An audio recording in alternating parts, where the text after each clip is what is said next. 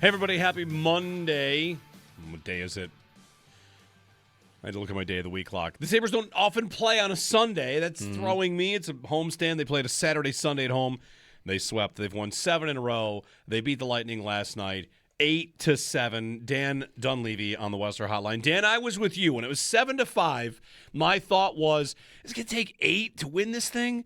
And I don't see 8. I don't ever see 8s on a scoreboard here. So all of a sudden I was a little nervous. But they came all the way back and they got the job done. Thanks for joining us, Dan, after what had to be an exhausting night for you. Well, listen, thanks for having me. To be honest, it was pretty tough to go to sleep last night off a regular season game, which is crazy.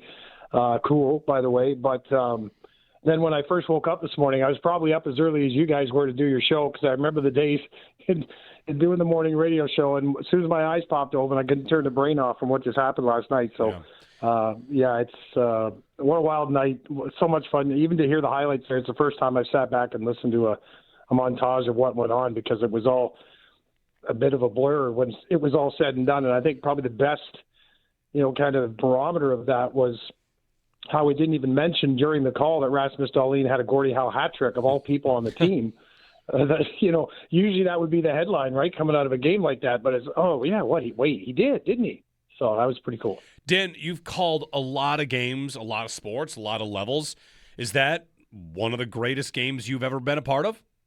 Insanity. The only other thing there's nothing that comes close to it. The only thing that comes remote, it's more than remotely close, but there were a couple of World Junior tournaments that I called. One where Canada, they scored, I think, with about a second to go, and then wound up winning a gold medal. So that was a big deal. Being in Vancouver for that game, I wasn't on the call. I was on the broadcast team. But just to be in this city and to hear and know of all the talk and understand, because of growing up in Southern Ontario, what has happened here in the past and what, both Ted and Rick were able to wrap their vocal mastery around. It was just, you were always waiting for a moment to have your chance to feel that energy and then find out at the same time what that will do within your own self. And, if that's any indication where this is going, I mean, I have a complete understanding now of what must have been going on up in that booth long before I got here and at the odd before they got to that ring. After the game last night, that's what I turned to Rick Maloney, our statistician, and Shaney, our studio director upstairs, and I said, now I get where the big guy was coming from with all those calls. I mean, I get it. You always did, but you were never there when the building – I wasn't anyway. I wasn't in there when the building was doing it. So, that was kind of my biggest takeaway. First thing I thought it was RJ and Ted and the moments that they had calling those games. So, kind of maybe a different angle, but that's where my mind went right away. Yeah, we were at the game, so we didn't hear all your calls until after. I had a buddy text me like, man, Dan was hyped tonight, and I thought, like, that's – I mean, I'm sure, like, a lot of your job is, like, you want to – especially, like, those fight calls, you want to match the energy level of the crowd. Yeah. You know what? The way this team has been playing, guys – been really careful not to let go, because it's still a regular season and there was still enough runway left that you just didn't want to disrupt something by becoming part of it and let the team be part of it. And by no means do you want your call to be part of it, but to your point, once the crowd and that kind of energy and that kind of game falls right in front of you, I think you just convince yourself to let go. And even I saw Razor in the hallway well after the game, after we were both in the room. I assume Rob was in there. I popped in to say thank you to the players after the game for that night of entertainment. And then I saw Rob, and he just looked at me, and he was doing a couple of interviews in the hallway, people asking him, right, about revisiting this kind of energy in the building. So it was interesting to stand by while Rob was having that chat. But then he looked at me, and he says, well, you were fired up. So, it was it's never planned, as you know, because you're both sitting in a creative chair where you don't really plan what's going to come up on your show, or at least how it comes out. So that was fun to just kind of let it go. Dan, you're riding the ride, of course, with this team.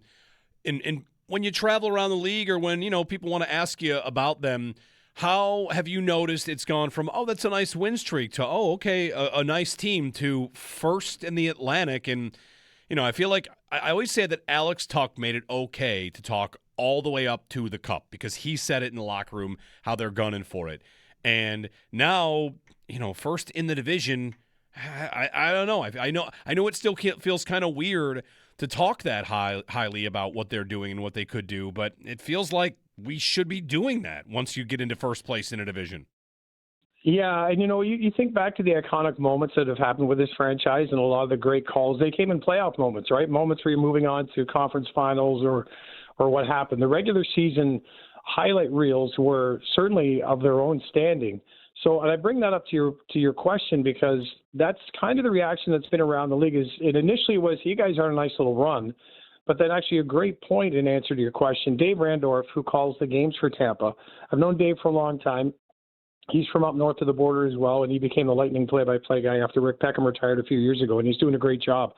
And if you notice on any of the highlights that you might hear or see today, and if you may not hear any Tampa highlights, but there are some obviously on the social media sites, Dave Randorf makes mention in his call last night as the Tampa home broadcaster that this fan, I can hear his quote, this fan base in Buffalo has waited a long time for this. So I think what we're hearing from a lot of people, I got a text from John Forzone last night, play-by-play of obviously on national broadcast and with the Seattle Kraken, just congratulating everybody in Buffalo.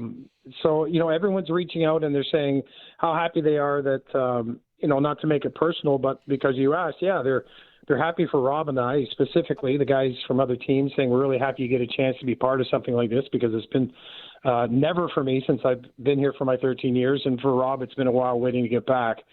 And then the fans around the league have always traveled well as far as Sabres fans go. But I remember the last couple of road games, we could really hear them in the crowd. And rarely do you lay out on the road for a crowd, right? Because you're probably going to have the home crowd take over. But we started hearing the Sabres fans in Tampa last time. That's where it was, because Tampa fans had gone home with the 6-2 win that we had. So we were actually able to lay out and let people in Buffalo hear the Sabres fans kind of take over the rink. So that in itself is pretty cool. Dan Dunleavy with us.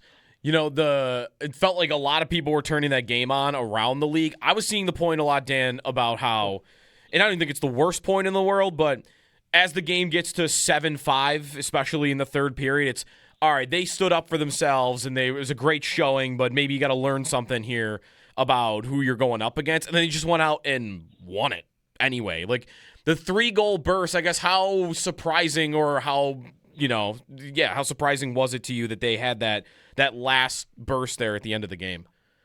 Well, when Hagel scores, they're about halfway through the third. So to suggest that I wasn't surprised, or I don't know if surprised is a word. What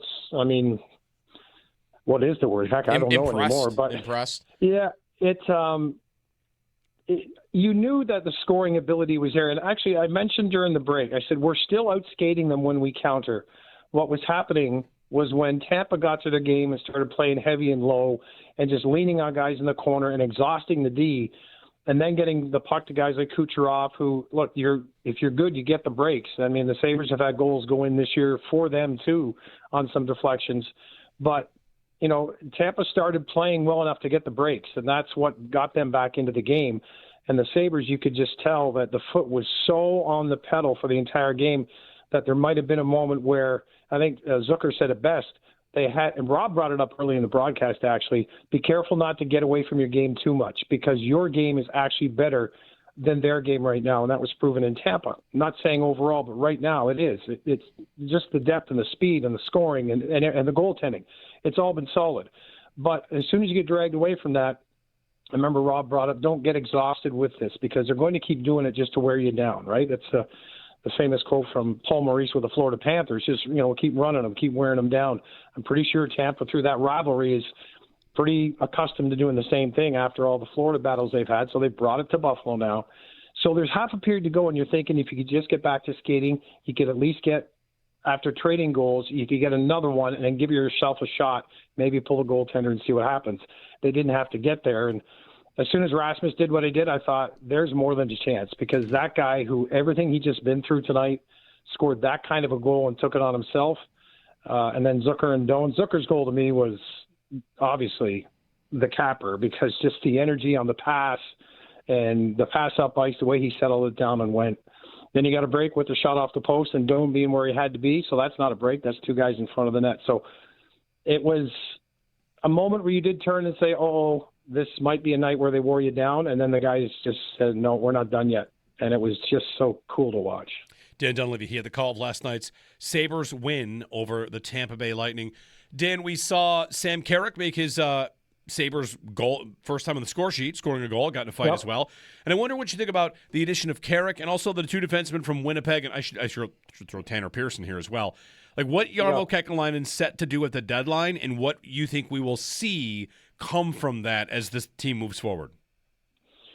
Personally, and I would think, I don't know how it's hard to not, people obviously can have their opinion, but to do what Jarmo did without upsetting a room that is literally so together, and, you know, some of this comes from being on the road with the team, obviously for the past 13 years and now, and just seeing what winning and maturing of young talent at the same time is turning into. And Jarmo recognized it. The rest of his staff recognized it. So everything they did during the trade deadline, certainly from what we see up front anyway, was trying not to mess with that, and they didn't. And then you bring in people who have some talent and sandpaper in Logan Stanley. And I don't know if you saw the picture that's circling around. He was up in the booth with us last night and towering over top, obviously, of me, and we're had Rob between the benches. Logan's in there, nicest guy in the world. Girl dad, 3 years old, family. He's from Kitchener-Waterloo. He's obviously nervous about the change for the first time, but excited to be here. Everyone's really waiting to see him add his size and physicality to the game. Good hitter, doesn't go out of the way to blow anybody up, but you don't want to run into him. And he will fight, and he was pretty intense watching that game with us in the booth last night for the few minutes he was there. So great addition. The other players, Luke Shen, I've known him for a long, long time since he came into the league. He's a house. He's a big man. He's a veteran. You want people to stand in front of the net and make sure nobody gets in the way of Lyon or Luukkonen. And obviously, in a rematch with Tampa against his former team, Luke Shen would not be shy to stand in there and throw the same bombs that we saw Malenstein and Peyton Krebs and everyone else throw in that hockey game. So those are great additions. Tanner Pearson, veteran experience. He's not going to be intimidated by a moment. I think there'll be some playoff moments ahead of this team eventually clinches that Pearson would just fit in seamlessly and just wouldn't phase him at all. That's exactly what as any general manager would want. And then as far as Carrick goes, I've known that young man since his first days in the OHL in Brampton. We were both there at the same time. He's always been, I know the word is overused a lot, but in hockey you have to be a bit of a dog, and he is. He just does not stop hunting pucks, hunting players, sticking up for teammates. And I saw the punch he took last night in his fight, and he just pops right back up and he's ready to go. And then I think the post-game locker room video of him with Rasmus Dahlin and the way he got up to get the belt and hand it to Rasmus was maybe the best quote of the game, where he said, I don't know the bleep what just happened, but this is going to Rasmus. Because we were all thinking the same thing. I thought, you just spoke for everybody and you just got here. I mean, how does it feel for him? That's just so cool that he had that moment, I think. Dan Dunleavy on the call of last night's win over the Tampa Bay Lightning. The homestand continues. San Jose and Washington and Toronto. Dan, we'll be listening. Thanks for taking some time today. Yeah, no time for a sleeper on San Jose. That's a pretty talented team. So Celebrini. Yeah. That one. I mean, he's a Hart Trophy nominee. Celebrini and more. Yeah, they got a couple more, but yeah, the guy's outstanding. All right, guys, thanks for having me on. Actually, enjoy the rest of your day. I forgot one more thing, Dan. One more thing before we go. Yeah. Your pick to win the Premier League. No, don't do this. I know come on. I know we're just Arsenal fans talking here for 5 seconds about another exciting race. Yeah, Arsenal's going to win. It was a cute little FA Cup game for a minute there. I almost cheered for the underdog on that one. I got to be honest. I almost thought, you can have it if we get the title. That's fine. It's like a pat on the head in the FA Cup. No, really, get out of the FA Cup. They were in it against Mansfield Town. What are they up 7? They're up 7. It's going to surely they can't blow it. It's going to be stressful. Thank you, Dan. All right. Thanks, guys. Have a great day. Dan's an Arsenal fan. What can I say? It's going to be stressful. They're up 7, but City's got a game. 7 points. But City's got a game. So now that's a game in hand? Yeah, so now that's 4, and they play. So City wins that. Now it's 1. You should feel good about it.